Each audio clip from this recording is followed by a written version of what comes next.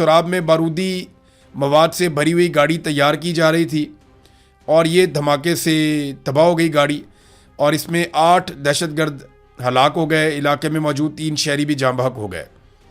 अब ये वो इब्तदाई इतलात हैं जो अलग अलग ज़राए से दी गई हैं, लेकिन जो नंबर्स आ रहे हैं वो 28 लोग हैं जो अब तक जाँ बहक हुए हैं, 17 लोग हैं वो ज़ख्मी हुए हैं और आवाम बड़ी तादाद में निकल कर बैठ गई है लाशें रख कर सोराब रोड के ऊपर। वहाँ पे सोराब के इलाके में जो मेन रोड है उसे सोराब मेन चौक कहते हैं, वहाँ पे लाशें रख कर लोग बैठ गए।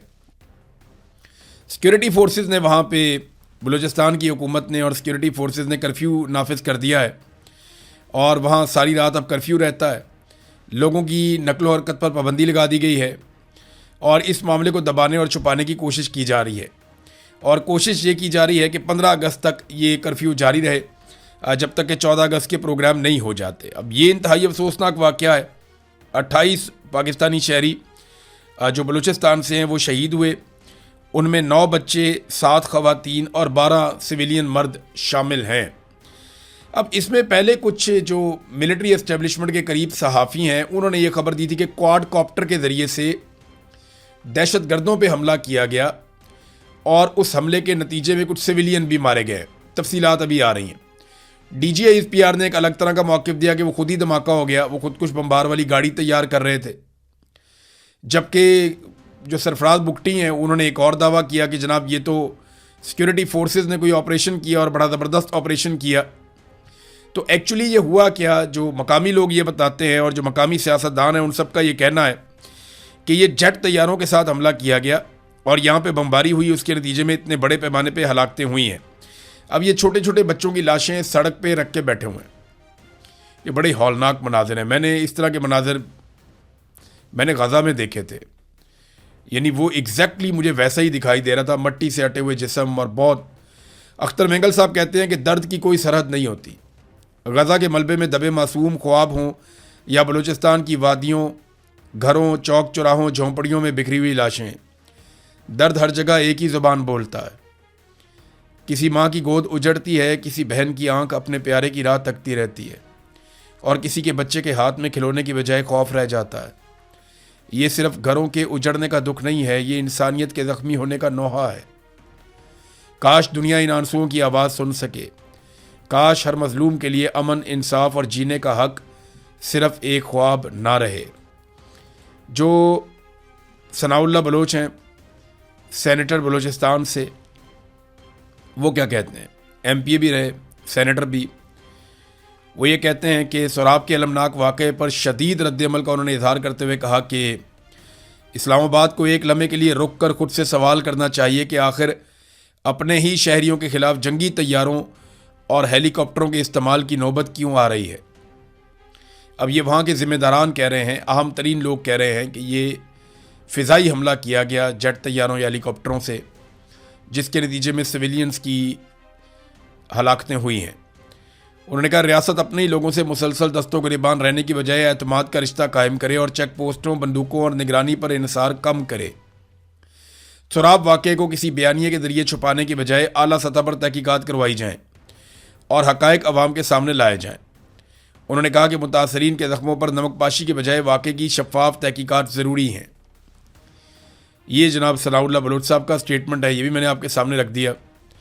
बलूचिस्तान यकजहती कमेटी, जो महारंग बलोच हैं जिनको जेल में बंद किया हुआ है, उनकी जो पार्टी है या बलूचिस्तान यकजहती कमेटी है, वो ये कहती है कि बलोच अवामी आबादियों पर बमबारी करना और फिर शहीद होने वालों को दहशतगर्द कहना इंतहाई शर्मनाक अमल है। गैर संजीदा बयानात से अंदाज़ा लगाना मुश्किल नहीं है कि 4 साला मासूम बच्चों के जनाजों पर रियासती इदारों को ज़रा बराबर भी अफसोस नहीं है। सोराब गदर में पेश आने वाला वाक़या रूह को झंझोड़ देने वाला वाक़या है।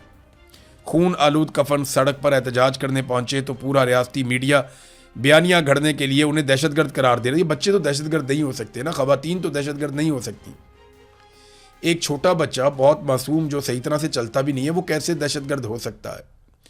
एक इतना छोटा बच्चा जो कभी स्कूल भी नहीं गया, वो कैसे दहशतगर्द हो सकता है। एक औरत जो अपने घर के अंदर रहती है, चादर और चार दीवारी के अंदर रहती है, अपने घर के काम निपटाती है, बच्चों को पालती है, वो कैसे दहशतगर्द हो सकती है। एक आम आदमी जिसको अपने बच्चों का पेट पालने से फुर्सत नहीं है, वो कैसे दहशतगर्द हो सकता है। पाकिस्तान का मीडिया इसके ऊपर एक लफ्ज़ बोलने को तैयार नहीं है, एक जुमला पाकिस्तान का मीडिया इसके ऊपर नहीं बोल रहा, कोई इसके ऊपर बात नहीं कर रहा, सोशल मीडिया भी ज़्यादा इसके ऊपर बात नहीं कर रहा। मेरी आप सबसे गुजारिश है, जितने भी हमारे डिजिटल मीडिया के दोस्त हैं वो तमाम इस वाक़े को रिपोर्ट करें, सोशल मीडिया पे इसको ज़्यादा से ज़्यादा उठाएं, ताकि आइंदा के लिए ऐसे कत्ले आम से पहले 10 दफ़ा सोचा जाए। इंतहाई अफसोसनाक वाक़या है। मिलिट्री एस्टेब्लिशमेंट और हुकूमत ने इस वाक़े को अलग अलग तरह से बयान किया, जिससे इस बात को क्लियर किया जा सकता है कि वो कुछ छुपाने की कोशिश कर रहे हैं और लोग लाशें सड़क पर रख के बैठे हैं, तो वहाँ पे कर्फ्यू लगा दिया गया कि वहाँ पे अब कोई जाएगा ही नहीं, हम किसी को वहाँ पे जाने ही नहीं देंगे। नाज़रीन, ये आप देखें ना, इसहाक डार का स्टेटमेंट, एक अफसोसनाक इंसिडेंट हुआ बहरा अहमर में, जिसको रेड सी कहते हैं आप, जहाँ पे हौसी हमला कर देते हैं उन बहरी जहाज़ों के ऊपर जो सऊदी अरब से निकलते हैं। तो इसहाक डार उसके बारे में कहते हैं कि बड़ी तशवीश है मुझे उस हमले पे। मालूमात के मुताबिक 3 पाकिस्तानी शहरी अपनी जानों से हाथ धो बैठे हैं, जबकि एक ज़ख्मी हुआ है। हम गमज़दा ख़ानदानों से दिली ताज़ियत करते हैं। और वो कहते हैं पाकिस्तान गैर जंगजू तजारती जहाज़ पर हौसी हमले की शदीद मजम्मत करता है, बेगुनाह इंसानों की ज़िंदगियों को ख़तरे में डालते हैं। देखें, हौसियों से अब पाकिस्तान ने लड़ाई करनी है, ये हम सब जानते हैं। वो इसलिए कि सऊदी अरब की हौसियों के साथ लड़ाई है और पाकिस्तान का सऊदी अरब के साथ दिफाई मुआहदा है, और हौसियों को दहशतगर्द कहा जाता है, लिहाजा हौसियों के साथ तो अब लड़ाई करनी है पाकिस्तान को, ये हम सबको आइडिया है। तो वहाँ इसहाक डार साहब को नज़र आ गया, पाकिस्तान के वज़ीर ख़ारजा को, कि वहाँ 3 पाकिस्तानी शहीद हुए, लेकिन ये जो 28 पाकिस्तानी जाँ बहक हुए, जिनमें बच्चे और ख़वातीन भी हैं, ये उनको नज़र नहीं आया, क्योंकि यहाँ पे जो हथियार इस्तेमाल किया वो पाकिस्तान की सिक्योरिटी फोर्सेस ने किया, किसी और ने नहीं किया। BNP अख्तर मैंगल साहब की जो पार्टी है, उसने 16 तारीख को पूरे बलूचिस्तान में हड़ताल का ऐलान किया इस वाक़े के ख़िलाफ़, जबकि BYC ने, बलूचिस्तान यकजहती कमेटी ने, आज के दिन में एहतजाज का और बलूचिस्तान के अंदर भरपूर एहतजाज का उन्होंने ऐलान किया है। अब नाज़रीन, ये है वो अफसोसनाक ख़बर जो मैंने आपके साथ शेयर कर दी बलूचिस्तान से। आज का दिन वैसे भी बड़ा इम्पॉर्टेंट है, वो इसलिए अहम है आज का दिन कि इमरान खान साहब की मुलाकात के लिए आज सुहेल आफरीदी ने और पार्लियामेंटेरियंस ने, सब ने जो फ़ैसला किया वो ये था कि सारे के सारे आज जाएंगे इमरान खान साहब से मुलाकात के लिए और उनसे मुलाकात की कोशिश करेंगे, और अगर इमरान खान साहब से मुलाकात नहीं करवाई जाती तो उसके बाद फिर वहाँ पे वो मुज़ामत करेंगे। और जो ऐलान किया था वो ये किया था कि पूरे पाकिस्तान को फिर हम बंद करेंगे रात के वक्त, और पाकिस्तान के हर चौक में एहतजाज किया जाएगा, हर चौक में D चौक बनाया जाएगा। अब देखते हैं कि पाकिस्तान तहरीक इंसाफ को आज मुलाकात की इजाज़त दी जाती है या नहीं, और अगर इजाज़त दी जाती है तो जेल से क्या खबर निकलती है। अगर इजाज़त नहीं दी जाती तो क्या अपने वादे के मुताबिक पाकिस्तान तहरीक इंसाफ रात को पूरा जोर लगा के पाकिस्तान भर के अंदर एहतजाजी एक हिकमत अमली अपना सकती है। ये चीज़ें भी हमें अभी नज़र आ जाएंगी थोड़ी देर में।